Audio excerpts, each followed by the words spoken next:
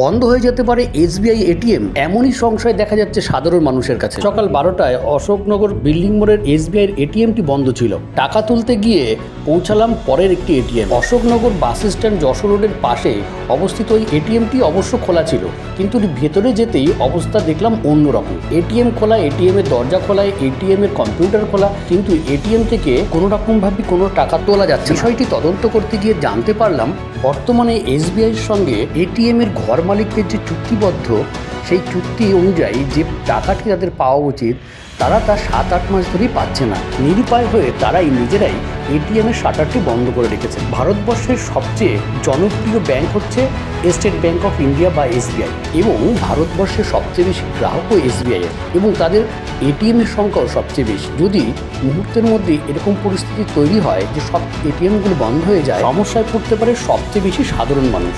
জনপ্রিয় ব্যাংকের এই কর্মকাণ্ড দেখে সাধারণ মানুষ হতবাক।